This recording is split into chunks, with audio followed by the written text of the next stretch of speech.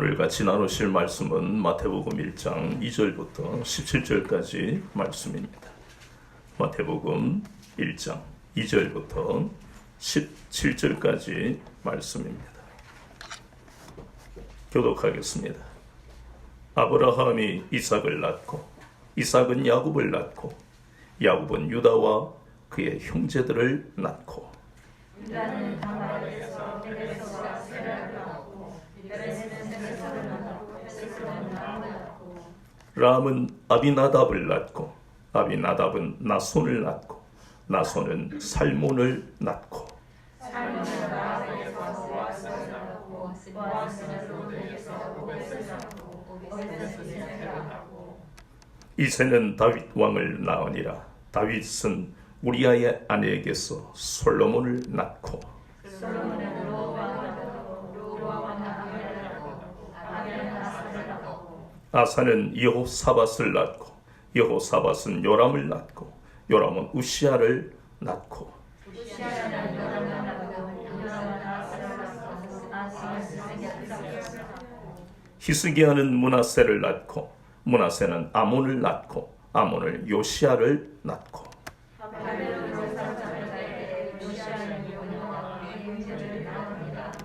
바벨론으로 사로잡혀 간 후에 여고냐는 스알디엘을 낳고 스알디엘은 스룹바벨을 낳고 스룹바벨은 아비스를 낳고 아비스는 엘야kim을 낳고 엘야kim은 아소를 낳고 아소르는 사독을 낳고 사독은 아킴을 낳고 아킴은 엘리웃을 낳고 엘리웃은 엘라사를 낳고 엘라사는 마땅을 낳고 마땅은 야곱을 낳고 야곱은 마리아의 남편 요셉을 낳았으니 마리아에게서 그리스도라 칭하는 예수가 나시니라.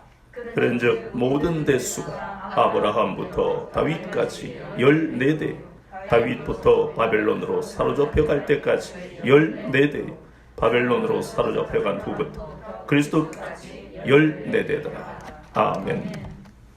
오늘은 마태복음 1장 2절부터 17절까지 본문을 통해 잃어버린 생명을 찾으려고 하는 제목으로 같이 은혜를 나누겠습니다. 본문에 우리가 읽어보니까 눈에 띄는 특징이 하나 있습니다.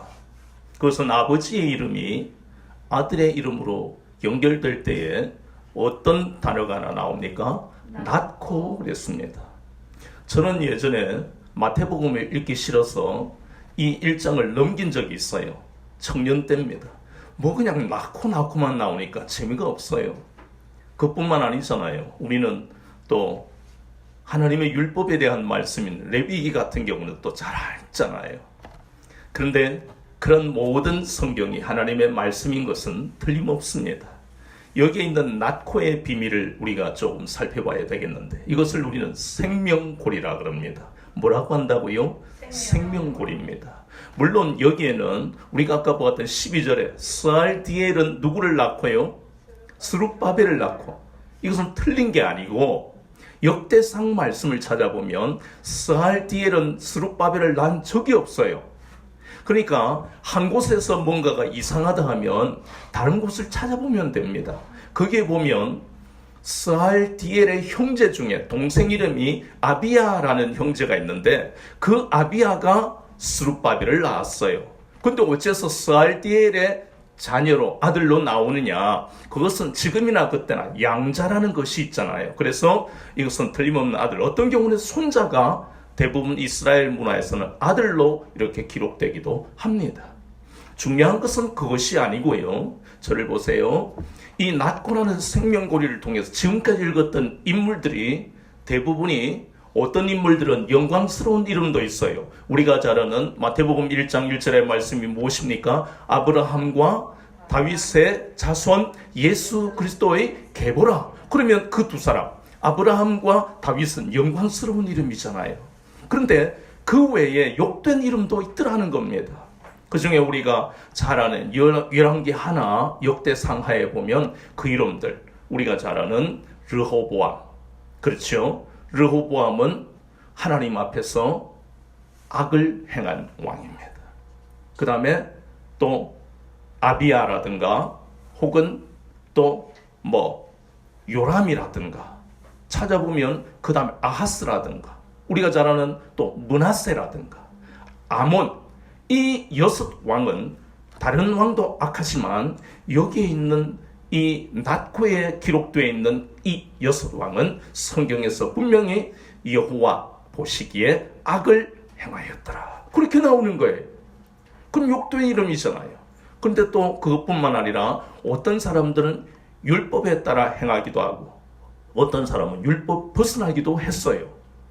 그 대표적인 예가 유다와 다말, 시아버지와 며느리잖아요. 율법을 벗어난 거예요.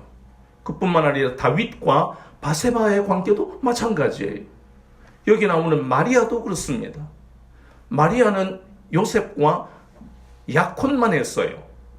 결혼을 하기 전에 거쳐야 할 과정은요, 결혼식을 하기 전까지 서로 만날 수가 없어요. 그런데 이미 잉태가 돼버렸잖아요. 그런데도 그 이름이 들어갔다는 겁니다. 이해가 안 돼요. 받아들일 수도 없어요.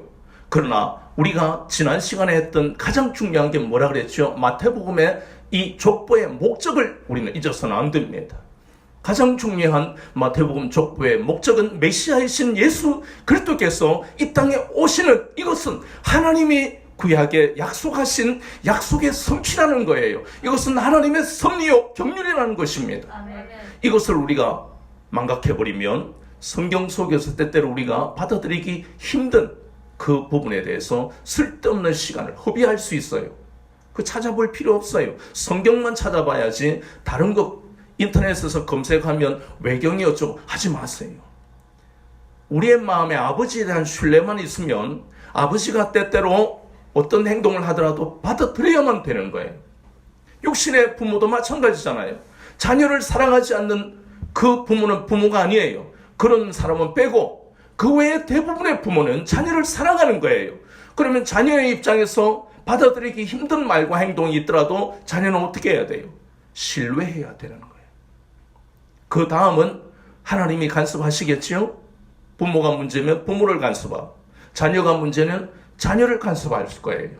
그래서 우리는 마태복음 족보의 목적을 잊지 말고 마태복음이 끝나는 그 순간까지 저를 위해서, 여러분을 위해서 하나님이 무한하신 사랑을 바로 이 족보를 통해 분명한 증거를 보이셨다는 것을 흔들리지 않는 마음으로 이 성경, 그 중에도 마태복음을 봐야 된다는 것입니다. 우리는 읽어본 이 나코의 내용을 보면서 특이한 것 세 가지를 우리가 볼 수 있는데, 첫 번째 특이한 것은요, 이 족보에 여자들이 5명이 등장합니다. 히브리인들은 여자들을 족보에 넣지 않습니다.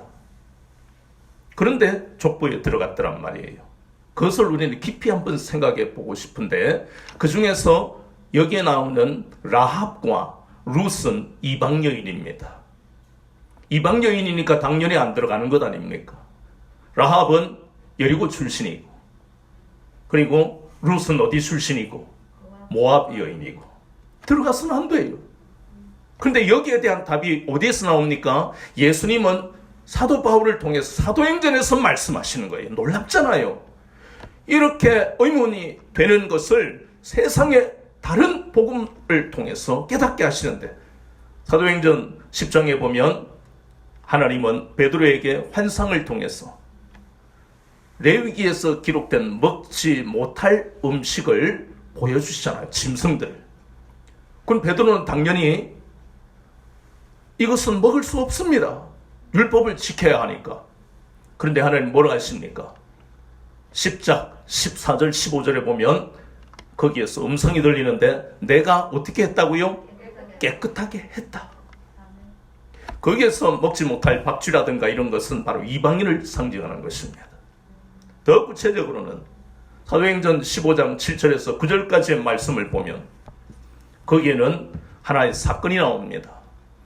예루살렘에서 내려온 유대인이 안디옥 교회에 와서 사도 바울과 바나바가 얼마나 마음을 다해서 주님의 마음으로 이 안디옥에 있는 유대 그리스도인들과 대부분의 이방 그리스도인들을 세워나가잖아요.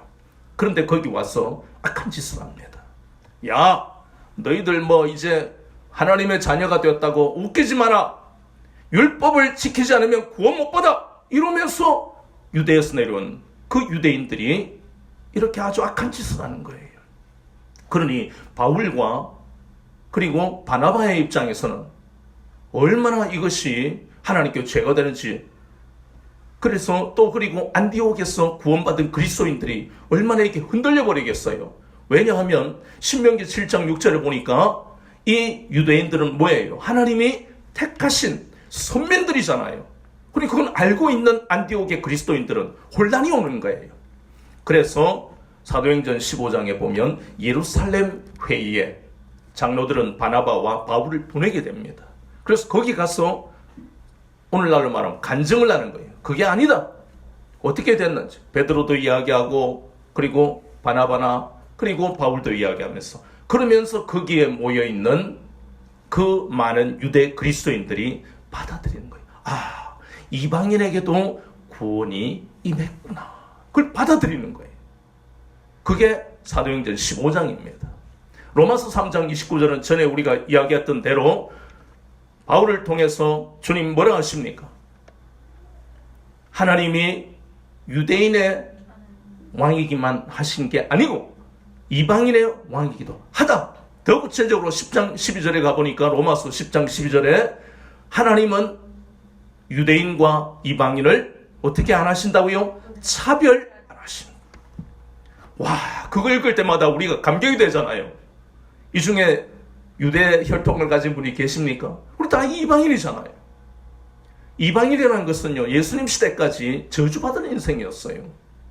그런데 로마서에서 분명하게 주님이 바울을 통해 말씀하시는 것은 유대인과 이방인을 하나님은 결코 차별하지 않으신다. 11장 17절에서는 감람나무 비유를 통해서 참감람나무, 그게 유대인이에요. 참감람나무의 가지를 얼마나 꺾어버리고 거기에 돌감람나무, 이방인입니다. 돌감람나무의 가지를 접붙인다. 그래서 돌감람나무, 이방인들도 참감람나무의 나무의 진액을 함께 누린 자가 되었다. 분명하게 성경은 말씀하고 있잖아요. 그래서 라합과 룻은 이방 여인이지만 예수님의 족보에 들어갈 수 있는 분명한 근거를 성경은 말씀합니다. 저와 여러분들이 천국의 생명책에 이름이 기록된 것도 똑같은 말씀이라는 겁니다. 그런데 나머지 또 이 룻을 제외하고 라합, 다말, 바세바, 마리아는 불경건한 여인들이었습니다. 굳이 우리가 이야기할 것도 없잖아요. 그런데 어째서 그들이 예수님의 족보에 들어갈 수 있었을까? 앞서 우리가 라합과 룻이 이방인이지만 그러나 그 사도행전 10장부터 말씀을 보면서 구원은 우리의 노력이나 공로로 되어지는 것이 아니라는 것을 분명히 알았잖아요. 그렇다면 이 불경건해 보이는 이 여인들도 뭐예요? 하나님은 그 여인들이 예수님의 족보에 들어간 것을 통해서 우리를 향해서 말씀하시는 거예요. 아무리 큰 죄를 저질렀다 할지라도 회개하면 하나님의 용서해 주신 하나님의 무한하신 사랑을 우리에게 보게 하시는 거예요. 우리가 잘 아는 역대하 7장 14절, 요나서 3장 10절에 보면, 또 요한일서 1장 9절에 보면, 만일 우리가 우리 죄를 자백하면 저는 미쁘시고 의로우사 우리 죄를 사하시며 모든 불의에서 우리를 깨끗하게 하실 수 있다 그랬어요. 회개할 수 있는 것은 하나님의 자녀가 아니면 할 수 없는 특권이에요. 세상 사람들은 회개할 수 없습니다. 회개가 뭔지도 모르고 받아들이지도 않습니다. 그래서 우리는 라합, 룻, 다말, 바세바, 마리아라는 이 여인들이, 족보에 올라갈 수 없는 이 여인들이 예수님의 족보에 들어간 것은 전적인 하나님의 은혜요 무한하신 하나님의 사랑이라는 것을 우리로 하여금 이 족보를 통해 깨닫게 하시는 거예요. 두 번째, 아까 우리 욕된 이름 왕들, 들어와서는 안 될 왕들이 있었잖아요. 르호보암이라든가 아비야라든가 그리고 요람이라든가 아하스라든가 므낫세라든가 아몬, 이 왕들은 분명히 그들 왕들 뒤에 하나님은 여호와 보시기에 악을 행하였더라라고 말씀하십니다. 그런데 들어간 것은 우리는 몰라요. 우리는 알 수가 없어요. 그것이 바로 하나님의 경륜입니다. 분명히 우리가 답을 찾을 수 있는 근거는 로마서 9장 21절이에요. 로마서 9장에서 특히 21절에서 하나님은 누구시라고 그랬습니까? 토기장이다. 토기장이는요, 그 비유를 통해 어떤 것은 진노의 그릇으로 빚으실 수 있고 어떤 그릇은 긍휼의 그릇을 빚으실 수도 있다 그랬어요. 토기장의 마음이에요. 하나님의 주권이에요. 그래서 이 악한 왕들이 예수님의 족보에 들어가는 것을 가지고 우리가 판단할 수 없다는 겁니다. 세 번째, 우리가 이 족보에서 특이한 점을 볼 수 있는 것은 사무엘하 7장 12절부터 16절을 우리가 지난주에 보았는데, 그 말씀에 보면 다윗 언약을 통해서 다윗 집안은 결코 망하지 않을 것이다. 다윗의 나라는 영원히 견고하리라 분명히 말씀하셨어요. 그게 다윗 언약입니다. 그런데 그 남유다가 얼마나 많은 번성을, 얼마나 많은 복을 누렸는데 하나님 앞에 불순종하고 우상 숭배했습니다. 그래서 결국 하나님은 바벨론의 느부갓네살을 보내셔서 그 남유다를 정복하게 하셨어요. 하나님의 막대기로 느부갓네살 왕을 사용하셨다는 겁니다. 느부갓네살 왕은 20년에 걸쳐서 이 남유다를 완전히 유린을 해버렸는데, 그것이 우리가 잘 아는 1차, 2차, 3차에 걸쳐서 포로로 잡아가는 그 역사가 기록되어 있어요. 열왕기 하에도 보면, 그리고 역대상 하에도 그 말씀이 있어요. 특히 1차 포로로 잡혀갈 때에 그 왕이 여호야김입니다. 그때에 다니엘과 많은 사람들이 잡혀갔어요. 특히 인재라 할 수 있는 용사가 10,000명이나 되는데 그 10,000명이 다 잡혀가. 기술자가 잡혀가. 두 번째 2차에 또 포로로 잡혀갔는데 그때는 여호야긴 하는 왕이 있을 때예요. 그때 에스겔 선지자가 잡혀가고 용사와 기술자들도 잡혀가. 마지막 3차에 또 그때는 시드기야라는 왕이 있었는데 그 왕 때도 많은 사람이 잡혀갔어요. 참 가슴 아픈 것은 성경에 보면요, 열왕기 하 24장 14절에 이렇게 나옵니다. 비천한 자 외에는 그 땅에 사람이 없더라. 인재라는 인재는, 모든 필요한 사람은 전부 다 잡아간 거예요. 마치 임진왜란 때 도자기 이 기술을 가지고 있는 우리의 조상들을 일본이 잡아간 것 같이 기술자들, 인재들 다 잡아간 거예요. 특히 시드기야 왕 때는 이렇게 사람들만 잡아간 것이 아니고 마침내 예루살렘이 함락이 되고 남유다가 멸망당합니다. 예루살렘에 있던 백성들은 끝까지 항전을 했지만 그 당시에 기근이 그때 있어서 부모들이 자녀를 잡아먹는 끔찍한 일까지도 있었습니다. 1차, 2차, 3차는 사무엘하 7장에 보이는 다윗 언약 전혀 이루어지지 않는, 영원히 내 나라가 견고하리라 하는 그 말씀이 완전히 상치된, 예루살렘이 함락이 되고 남유다가 멸망해버리는 그 끔찍한 고통 앞에서 경건한 자들은 울부짖고, 하나님 어째서 우리에게 이런 고통을 주십니까? 약속의 말씀대로 되지 않는 이 현실을 어떻게 받아들여야 되느냐고 얼마나 울부짖었는지 모릅니다. 그러나 히브리서 12장 말씀처럼 하나님은 사랑하는 자녀들을 때때로 채찍질 하시는 거예요. 저도 그렇지만 여러분도 나이와 관계없이 하나님의 채찍질을 한 번 정도는 경험해 보셨을 거예요. 하나님의 채찍질은 우리를 미워하시기 때문에 아니에요. 하나님은 우리를 사랑하시기 때문에 그 채찍질을 통해서 하나님께로 돌아오라는 하나님의 메시지입니다. 이 남유다는 멸망했는데 세 번째 우리가 족보에서 특이한 점, 바로 이 점이에요. 분명히 성전이 불타고요, 성물을 다 빼앗기고, 그리고 많은 사람들이 잡혀갔어요. 나라는 망했단 말입니다. 그런데 족보는 이어지고 있는 것이에요. 이것이 바로 하나님의 섭리고 하나님의 약속하신 메시아를 보내주시겠다는 그 약속을 분명히 성취하시는 과정이 어떻든 간에 오묘하게 그 역사가 이어지고 있는 것을 우리는 이 족보에서 발견할 수 있다는 겁니다. 과연 하나님은 예레미야를 통해서 약속하신 70년 동안 하나님은 바벨론의 포로로 사로잡혀간 그 유다 백성들을 훈련하셨어요. 예루살렘에는 예레미야가 있었습니다. 예레미야 선지자를 통해서 끊임없이 편지가 바벨론에 갔고 그 편지가 바로 하나님의 말씀이니까. 그리고 바벨론에서는 누가 있었고요? 에스겔이 있었어요. 에스겔 선지자를 통해서 그들에게 소망을 심어주고 그래서 다시 유다 백성들은 다시 하나님의 말씀을 붙들고 배우고 기도했다는 것입니다. 그래서 그들은 다시 여호와의 신앙을 회복했습니다. 하나님은 70년이 되는 해부터 포로에서 예루살렘으로 귀환시켰어요. 1차 포로 귀환이 바로 스룹바벨과 그리고 여호수아라는 대제사장을 통해서 이루어졌습니다. 2차 포로 귀환은 바로 에스라를 통해서 하나님은 다시 거룩한 신앙 공동체를 세울 수 있도록 은혜를 베풀어 주셨어요.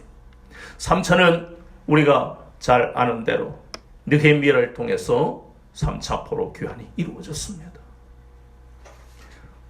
우리는 이 이스라엘의 역사를 보면서 우리 개인의 신앙을 돌아보는 것입니다. 처음에 저는 어릴 때 어머니가 그 동네 거기에 교회로 손잡고 이렇게 데리고 가셨어요. 그때는 뭣도 모를 때입니다. 교회 학교에서 그냥 선생님들하고 같이 놀았고 특별한 기억은 없어요. 그러다가 내 청년기는 상당히 암흑이었어요. 어떤 때는 여호와의 증인에 갔다가 어떤 때는 또 몰몬 교 가니까 그 영어를 배울 수 있고 여학생도 사귈 수 있다고 해서 또 가기도 하고 참 이해가 안 돼요. 은혜를 받았는데 저는 고등학교 2학년 때 불성령을 체험을 했어요. 근데 방황을 한 거예요. 근데 놀라운 것은 그런 암흑기가 있는데 하나님은 나를 기억하셨더라는 겁니다. 그래서 여호와의 증인 같은 경우 어느 날인가 토요일인데 가니까 거기에 지금도 있어요. 대연동 사거리에 부산은행에 있는 그 건물이 아직도 있어요. 들어가는데 갑자기 여름인데 싸늘한 거예요. 너무너무 무서운 거예요. 그 예쁘던 학생들이 여학생이 하나도 내 눈에 안 들어와요. 나 겁났어. 내가 이제는 못 가겠다. 그 즉시로 끊어버리는 거예요.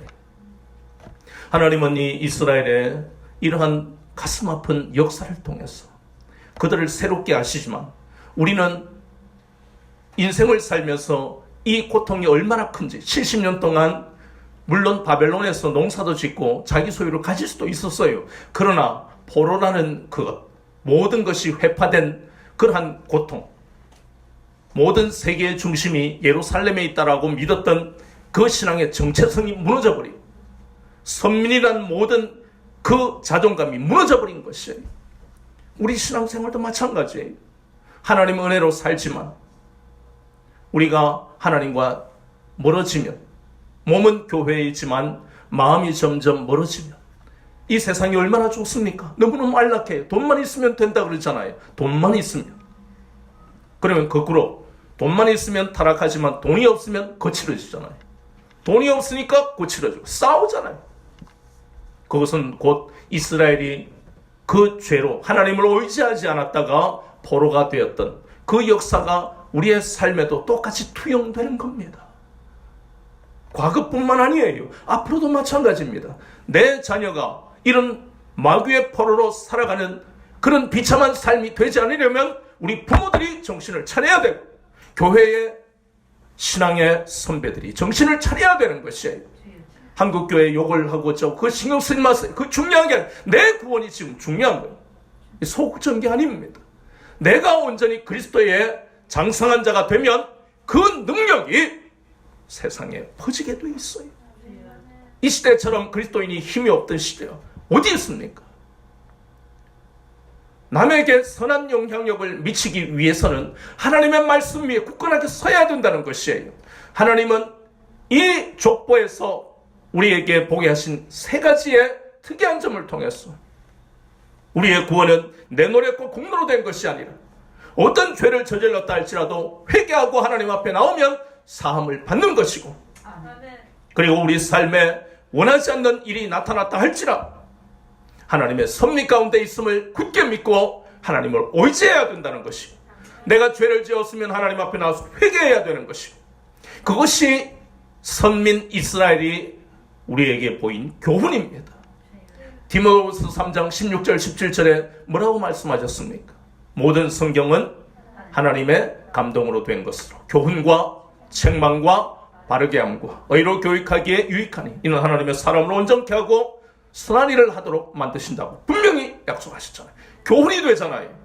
이 족보가 교훈이 돼요. 청년 때는 몰랐어요. 저도 읽기 싫어서 넘겼어요. 그런데 이것이 교훈이 된다는 것입니다. 아니, 남자가 무슨 애를 낳느냐 말이에요. 낳고 해서 재미도 없고. 근데 이것이 깨달아지더라는 겁니다, 이제. 그래서 이 말씀을 교훈으로 삼아라. 히브리서 2장 1절에서 4절까지의 말씀을 보면 더 분명하게 말씀합니다. 디모데후서 3장 16절과 17절은 포괄적인 성경에 대한 그러한 하나님이 주신 그 목적을 말씀하셨다면, 히브리서 2장 1절에서 4절까지의 말씀은 보라, 이스라엘이 선민이었지만 그들이 하나님 앞에 범죄했을 때는 그에 합당한 보응을 받았다라고 말씀합니다. 보응이 바로 이 포로잖아요. 거기서 끝나는 게 아니지요. 예수님이 오셨는데도 유대인들은 예수님을 영접하지 않았습니다. 그래서 AD 70년에 로마의 티투스 장군에 의해서 예루살렘이 또 불타고 망해버렸습니다. 끊임없는 그 교훈이 우리와 관계없는 것이 아니라는 것을 우리는 마음에 새겨야 됩니다. 히브리서 2장 1절에서 4절까지 말씀이 그렇습니다.